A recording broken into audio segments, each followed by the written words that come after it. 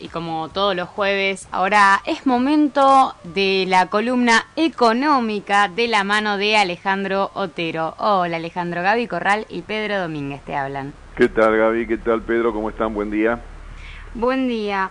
Contanos un poco, hay un montón de cosas para hablar en materia económica, por ejemplo, los datos del INDEC sobre el incremento o la inflación en alimentos, sobre lo que salió también del informe de UNICEF, que casi la mitad de los niños del país son pobres y hay más de 1 millón que están por debajo de la línea de indigencia. Hay un montón de cuestiones económicas para hablar. Y también van de la mano de lo que veníamos hablando en la columna anterior, la del jueves pasado, de que este gobierno básicamente está haciendo un traslado económico, un traslado de capitales, desde los más pobres le está sacando y se lo está entregando a los más ricos. Efectivamente, Gabriela, como vos decís, ha habido varias noticias estos días de tipo económico que se presentan de manera dispersa, como cosas independientes o autónomas que no tienen relación entre sí y que por ahí, si hacemos un esfuerzo, podemos vincularlas siempre a partir de esto que bien decías, explicamos o tratamos de explicar en la columna anterior, respecto de que las políticas económicas que lleva adelante este gobierno no pueden tener otro resultado, no pueden tener, porque justamente lo que buscan es lograr eso, que es una agudización en la desigualdad, que es una redistribución regresiva del ingreso, que es lo que se llama una transferencia de ingresos hacia los sectores mejor posicionados, dicho de manera coloquial, desde los pobres hacia los ricos. Entonces, en ese marco tenemos estos datos, ¿no?, que dicen, sí, la inflación no afloja, la pobreza crece, la deuda crece, y todo esto ha hecho que se ponga un foco de atención en algo que muchas veces hemos analizado y conviene volver en este contexto, que es el tema del déficit fiscal, porque sobre este tema hay distintas lecturas posibles, ¿no? Por ejemplo, una primer cuestión es la lectura que hacen los economistas ortodoxos, los economistas, por decir así, más amigos del gobierno, más amigos de estas políticas que impulsa el gobierno nacional y que caracterizan al déficit fiscal como el gran causante de la inflación. Es decir, el déficit es la madre que parió a la inflación, y entonces, frente a la evidencia ya incontrastable, incontrovertible, lo mida quien lo mida, el INDEC, las universidades, las provincias, la inflación no afloja, está muy alta, 1.8 el último dato que se conoció para el mes que acaba de concluir, y esto quiere decir que la inflación prometida por el gobierno para el año de 17% está muy difícil de lograrse, porque todavía, mira, no transcurrió la mitad del año y ya la inflación acumulada es más de 2/3 de la que está prometida. Es decir, que para alcanzar esa meta, la inflación en lo que queda del año, insisto, más de la mitad, tendría que ser muchísimo más baja que lo que fue ya en estos 5 meses. Por lo tanto, la inflación es, se la mida como se la mida, un dato que no afloja, que se mantiene muy alta, y en particular, como dijimos, en los rubros más sensibles para los sectores más pobres, y para los economistas ortodoxos la causal es el déficit, y por lo tanto pregonan el ajuste fiscal, pregonan el cierre del déficit como la gran solución para poder combatir con éxito a la inflación. Y ahí están todos los voceros como Broda, Esper y otros que dicen que este gradualismo, llaman gradualismo a esto del gobierno, imagínense lo que sería si fuera al ritmo que ellos proponen, que este gradualismo es ineficaz y que hay que ir con una política de shock, lo que, insisto, dicho de manera rápida, significa una profundización del nivel de deterioro económico que ya tienen los sectores populares. Sería un empeoramiento inmediato de su situación llevar adelante estas políticas de shock sobre el déficit fiscal que ellos proponen para combatir la inflación, que por otra parte la historia ya ha demostrado que esas políticas de shock tampoco resultan efectivas respecto a la inflación, porque a lo mejor la inflación no es el hijo directo del déficit, sino que tiene otras madres y otros padres, es decir, otras causales por ahí, que a estos economistas ortodoxos no les gusta mirar ni atacar, como por ejemplo la libertad de empresa para remarcar alegremente los precios, defendiendo sus tasas de ganancia y afectando el ingreso de las mayorías populares. Respecto de esto, cabe destacar que en tanto la inflación se mantiene alta, el único resultado lógico es que crezca la pobreza. Es horroroso el dato que nos presenta un organismo insospechado de favoritismos o sesgos como UNICEF. Nos dice que casi la mitad de los chicos que viven en la Argentina está en situación de pobreza y 1,3 millones, 1.300.000 chicos están en situación de indigencia, y por supuesto esta situación se agrava en los hogares con desempleo. ¿Por qué? Porque la primera medición de pobreza tiene que ver con el nivel de ingreso. Entonces, en la medida que la inflación aumenta o no cede, la pobreza se incrementa porque los ingresos caen. Al caer los ingresos, crece la pobreza. Es decir, hay una relación directa entre inflación y pobreza. A más inflación, más pobreza. A menos inflación, menos pobreza. Y entonces, este dato, que es horroroso desde el punto de vista político, y dicho como nota al pie, sorprende que la respuesta de una parte importante de la clase política sea echarse culpas mutuas, la culpa tuya, la culpa fue tuya, esto es de ayer, esto es de hoy. Esto es espantoso, este dato en un país como la Argentina, con los recursos que tiene la Argentina. No me refiero solo a recursos naturales y materiales, sino también a sus recursos humanos, capacidades intelectuales, tecnológicas, científicas. Este dato es horroroso y, por supuesto, quien lo tiene que atender es quien está en el gobierno, y esto es una responsabilidad insoslayable que no se puede esquivar diciendo que la culpa es del que estuvo antes. Esto hay que atenderlo de inmediato, tiene que resolverse, e insisto, la primera generadora de este nivel de pobreza, no la única, pero la primera generadora es sin duda la inflación. Por otro lado, una segunda lectura del déficit es que el déficit, sea o no la madre de la inflación, es sin duda la madre de la deuda. Porque este déficit se financia, Gaby y Pedro, como lo hemos dicho muchas veces. Alejandro, te interrumpo un segundo. Expliquemos un poco primero lo que es el déficit, porque tanto se habla del déficit y hay personas que de tanto escucharlo se olvidan cuál es el significado real del déficit fiscal. Cuando se habla del déficit, sencillamente se habla de cómo resulta la cuenta del sector público del Estado en la Argentina. Hay déficit cuando el Estado gasta más de lo que ingresa. Y esto, que es un problema en una familia o en una persona, no necesariamente lo es en el Estado, porque el Estado tiene distintas fuentes de financiamiento que no tienen las personas. Entonces, el déficit es la situación donde el Estado gasta más de lo que ingresa. Habrá que analizar por qué se produce esto, cuál es la razón y cuál es la mejor forma de financiarlo. La que elige este gobierno para financiar esa situación de exceso de gastos sobre los ingresos es incrementar la deuda en moneda extranjera de manera acelerada. Argentina es el país en el mundo,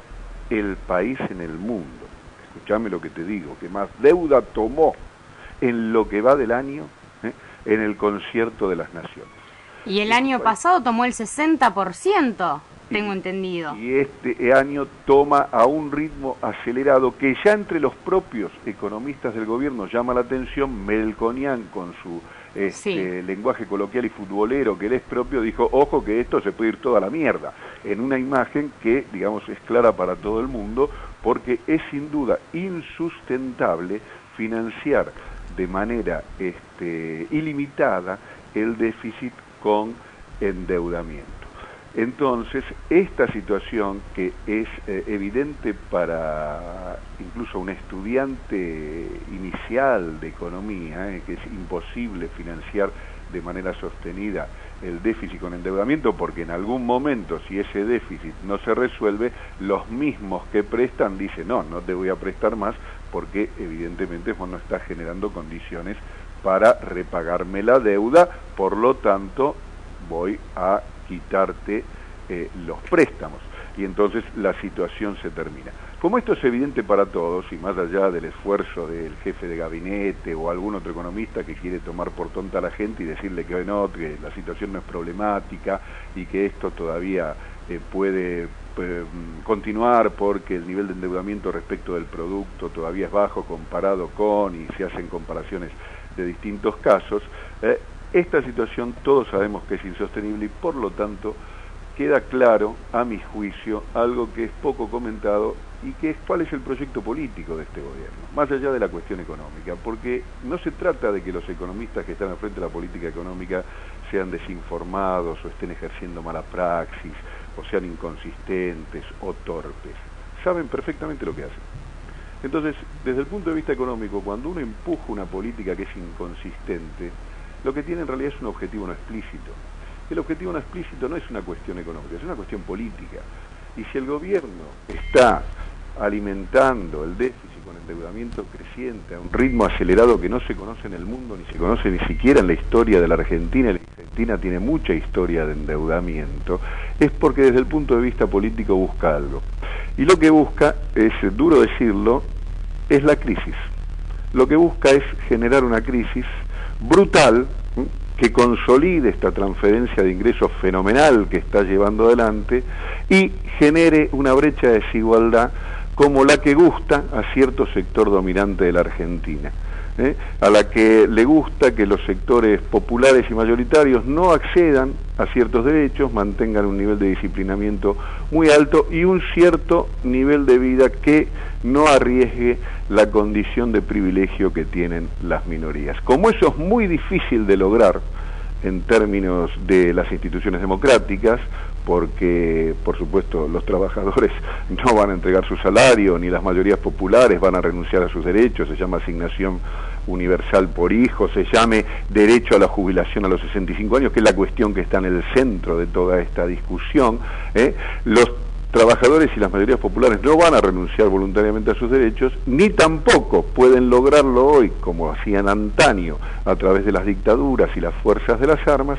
Lo que les queda como instrumento es la crisis, la fenomenal crisis que genera el endeudamiento cuando la bola del préstamo que se alimenta a sí mismo se termina, y entonces los recursos se acaban y de la noche a la mañana, porque es así, de la noche a la mañana el Estado entra en situación de insolvencia y entonces de hecho los derechos se acaban porque no hay manera de financiarlos, porque mientras el Estado decidió financiarlo con deuda, renunció a financiarlo de la manera realmente sustentable, que es a través de impuestos, porque para los ricos es mucho más conveniente no pagar impuestos y alimentar el endeudamiento, que es algo que nos compromete a todos, que meter la mano en su bolsillo para pagar los impuestos y sostener los derechos de las mayorías, que es lo que se hace en todos los países del mundo. En todos los países del mundo la brecha de desigualdad se cierra, porque los que más tienen, más ponen, y el Estado redistribuye de manera eficiente para el conjunto a sostener un cierto nivel de bienestar que hace que la sociedad funcione con un nivel de conflicto tolerable y no con los niveles de conflicto, angustia y deterioro que vive la Argentina, que es un país que tiene condiciones para resolver esto, a condición de los que se benefician pongan lo que tienen que poner en impuestos para que los derechos de la mayoría se puedan sostener. Y esto es lo que está de fondo desde el punto de vista político en la discusión del déficit.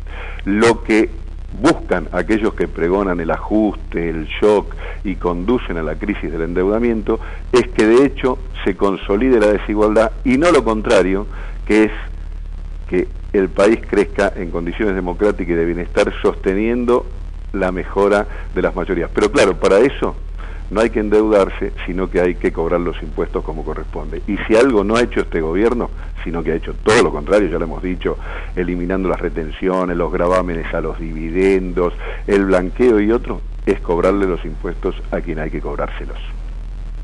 Y hay algo que a mí me está preocupando, porque recién estábamos hablando del tema de la deuda, de cómo también va a perjudicar, es que se hizo también una demanda, Macri, por hipotecar los recursos naturales argentinos como garantía del pago de la deuda externa. Así es, Gabriela. ¿Por qué es esto? A ver, una cuestión procedimental. Para que el país se endeude, Y acá aprovecho a hacer una aclaración. Lo mismo sucede con las provincias, porque yo me estoy refiriendo al endeudamiento en términos generales y en relación al Estado Nacional, pero lo mismo está sucediendo en espejo con las provincias de la Argentina, lo cual no hace sino agravar el problema.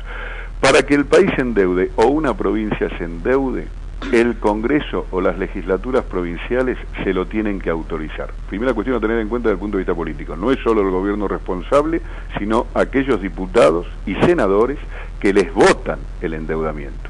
Porque después quien lo ejecuta es el presidente o el gobernador, es decir, el Poder Ejecutivo. Pero quien lo autoriza es el Congreso o la legislatura. Sin esa autorización, el endeudamiento es imposible.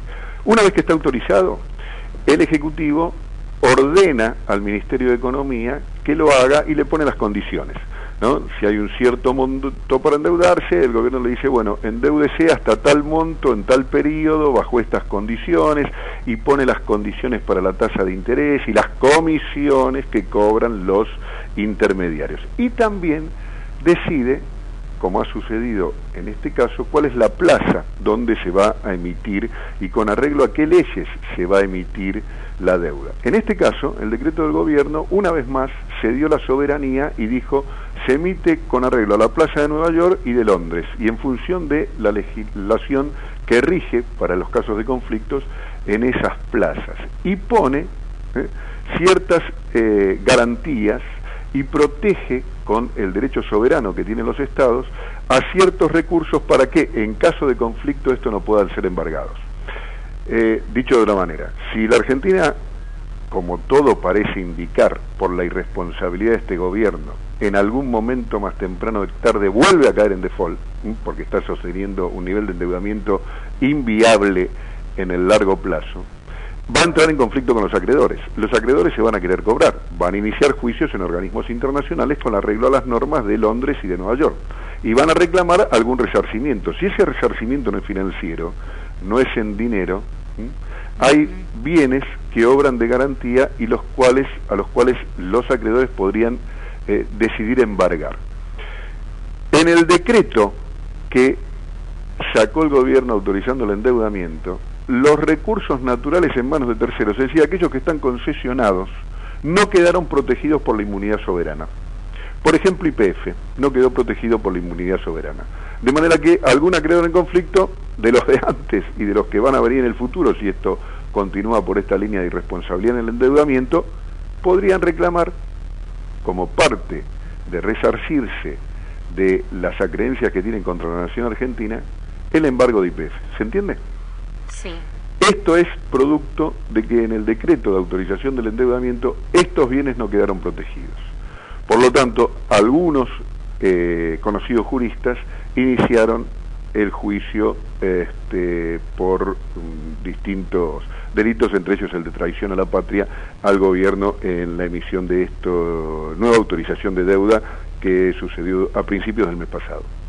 Sí, se elevó por los abogados Jorge Cholvis, Aristides Corti, Eduardo Barcesat, en nombre del Instituto Arturo E. Sampay por el decreto 29 del 2017. Sí, son muy prestigiosos juristas y constitucionalistas, Aristides en particular un gran amigo por el que tengo un gran afecto y un respeto intelectual muy grande, y el instituto que comparten, entre ellos que es el Sampay, recuerda al gran constitucionalista que fue el mentor de la reforma constitucional del 49, que entre otras cosas introdujo el 14 bis, la limitación a la disponibilidad de la propiedad privada en función del interés colectivo, el voto femenino y otros grandes avances democráticos que se dieron con aquella reforma del 49 durante el primer gobierno del Perón, algunos de los cuales fueron revertidos después con la así llamada Revolución Libertadora, que fue la fusiladora de la Plaza de Mayo, y retrotrajo la condición, aunque algunos de ellos derechos en materia social, introducidos, insisto, a instancias de Sampay y otros constitucionalistas de la época, se mantienen hasta el presente, y ese instituto lo recuerda como merece a ese gran constitucionalista que fue Sampay. Bueno, muchísimas gracias, Alejandro. A ustedes, buenos días. Buenos días. Bueno, recién tuvimos la columna económica de la mano de Alejandro Otero y hablamos básicamente de estos números escalofriantes, de estas decisiones escalofriantes, de este decreto 29 del 2017 que autorizó al gobierno a tomar 20.000 millones de deudas en dólares, no en pesos, y que encima puso de garantía nuestros recursos naturales. Vemos cómo tiene razón Melconian. A ver, si esto no se controla, se va a ir todo a la mierda, con la palabra que él usó, pero no creo que la manera que tiene en mente Melconian de controlarlo, que es decir, reducir el gasto del Estado, sea la manera correcta. Estamos hablando de la mitad, casi la mitad de todos los chicos de nuestro país bajo la línea de pobreza, y las decisiones de este gobierno lo único que hacen es aumentar ese número y aumentar la cantidad de pobres en nuestro país.